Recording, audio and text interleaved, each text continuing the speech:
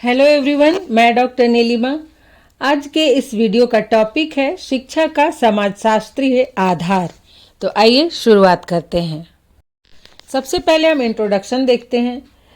तो किसी भी समाज में जो शिक्षा के उद्देश्य का निर्धारण किया जाता है, पाठ्यक्रम बनाया जाता है, शिक्षण विधि का प्रयोग किया जाता है, उसके कई आधार होते हैं, जैसे कि मनोवैज्ञानिक, दार्शनिक, सामाजिक, राजनीतिक, वैज्ञानिक आधार इत्यादि।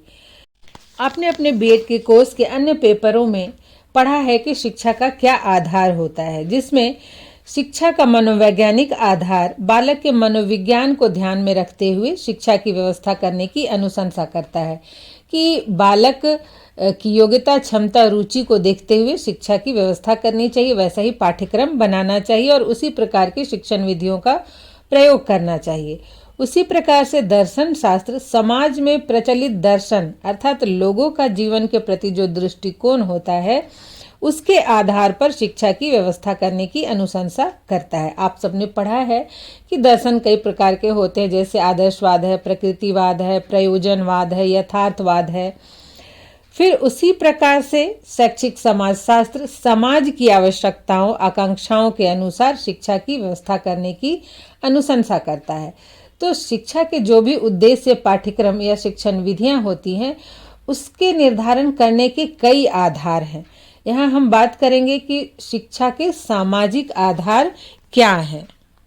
शिक्षा के सामाजिक आधार को समझने से पहले हम समाज शास्त्र को समझते हैं। सोशियोलॉजी क्या है? तो जो सोशियोलॉजी शब्द है वो दो शब्दों से मिलकर बना है, सोशियो और लॉजी। सोशियो का अर्थ होता है समाज और लॉजी का अर्थ होता है शास्त्र या विज्ञान। इस प्रकार से समाज शास्त्र समाज का विज्ञान है।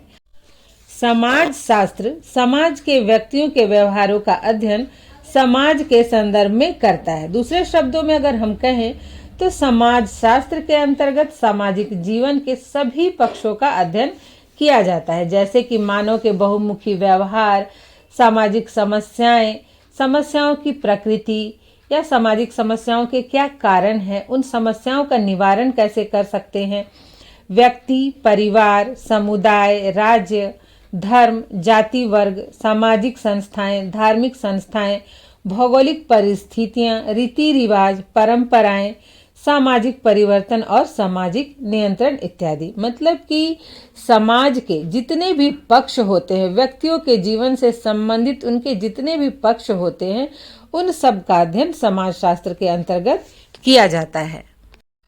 अब हम समाजशास्त्र की कुछ परिभाषाएं देख लेते हैं। नंबर 1 परिभाषा है ऑगस्ट काम्टे महोदय की। इन्होंने कहा है कि समाज शास्त्र सामाजिक व्यवस्था तथा सामाजिक प्रगति का विज्ञान है। मतलब कि कब कैसी सामाजिक व्यवस्था रही है और समाज की प्रगति कैसे होती आ रही, कैसे हो रही है, इन सब का विज्ञान है। दूसरी परिभाषा है इमाइल दुर्खी महोदय की। इन्होंने कहा है कि समाज शास्त्र सामूहिक प्रतिनिधित्व का विज्ञान है। अब हम देखते हैं कि शिक्षा के समाज शास्त्रीय आधार का क्या अर्थ है। तो शिक्षा के सामाजिक आधार का अर्थ यह है कि शिक्षा की व्यवस्था संबंधित समाज की आवश्यकताओं, आकांक्षाओं, आदर्शों, मूल्यों को आधार बनाते हुए की जाए, जिससे बालकों में सामाजिक भावनाओं एवं गुणों का विकास हो सके। वे अपने अधिकार एवं कर्तव्यों का पालन करते हुए कुशल नागरिक के रूप में अपने भार को स्वयं वहन करें तथा समाज की प्रगति में अधिक से अधिक योगदान दें। अगर हम दूसरे शब्दों में कहें तो शिक्षा के समाज शास्त्रीय आधार का अर्थ है शिक्षा समाज की आवश्यकताओं के अनुरूप होनी चाहिए। इसके अंतर्गत समाज के सभी नियमों, आदर्शों, साधनों, व्यक्तिगत, सामाजिक, आर्थिक, राजनीतिक आवश्यकताओं, समस्याओं एवं परिस्थितियों तथा उनका व्यक्तित्व पर पड़ने वाले प्रभाव का अध्ययन करके समाज की उन्नति के लिए शिक्षा के स्वरूप, उद्देश्य, पाठ्यक्रम, शिक्षण पद्धति, स्कूल, शिक्षक, अनुशासन और पुस्तकों आदि के स्वरूप का निर्धारण किया जाता है। जैसा कि आप देखेंगे कि प्राचीन काल में जो हमारा समाज था वो आदर्शवादी समाज था और लोगों के जीवन का मुख्य उद्देश्य होता था मोक्ष प्राप्ति। तो उसको ध्यान में रखते हुए और समाज की आवश्यकता को ध्यान में रखते हुए शिक्षा की व्यवस्था की जाती थी। उसी तरह के विद्यालय होते थे, पाठ्यक्रम होते थे, शिक्षक होते थे और शिक्षा में धर्म को बहुत अधिक महत्व दिया जाता था। लेकिन मध्य काल में जब मुगल काल का शासन था तो उस समय शिक्षा का उद्देश्य मुख्य रूप से था कि मुस्लिम शिक्षा का प्रचार प्रसार करना। तब फिर शिक्षा की व्यवस्था उस रूप से ही की जाने लगी और पाठ्यक्रम का भी उस पर प्रभाव पड़ा। किंतु आधुनिक युग में, आज का जो युग है वैज्ञानिक युग है और हमारे देश में लोकतांत्रिक शासन व्यवस्था है, तो आवश्यकता क्या है कि छात्रों में वैज्ञानिक दृष्टिकोण का विकास किया जाए। और अब जब मनोविज्ञान पर ध्यान दिया जा रहा है तो बालकों की उनका जो मनोविज्ञान है उसको ध्यान में रखते हुए शिक्षा की व्यवस्था की जाए और हमारे देश का प्रशासन सुचारू रूप से चल सके या फिर प्रत्येक नागरिक उसमें भाग ले सके। इसके लिए लोगों में लोकतांत्रिक गुणों की भावना का विकास करना आवश्यक है, देश के प्रति प्रेम की भावना का विकास करना आवश्यक है। तो समाज की जैसी आवश्यकता होती है उसके आधार पर शिक्षा के उद्देश्य निर्धारित किए जाते हैं और उसी के अनुसार पाठ्यक्रम में विषयों को शामिल किया जाता है।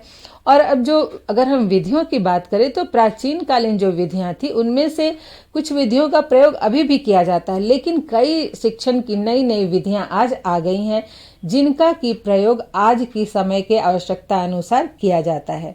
तो शिक्षा के समाज शास्त्रीय आधार का यही अर्थ है कि समाज का जो स्वरूप बदल रहा है, जो आवश्यकताएं, सोच सब बदल रही हैं, उसको ध्यान में रखते हुए, समाज की आवश्यकताओं को ध्यान में रखते हुए शिक्षा की व्यवस्था की जाए, जिससे कि लोगों की भी आवश्यकताएं पूरी हो और सामाजिक व्यवस्था भी बनी रहे, समाज प्रगति कर सके।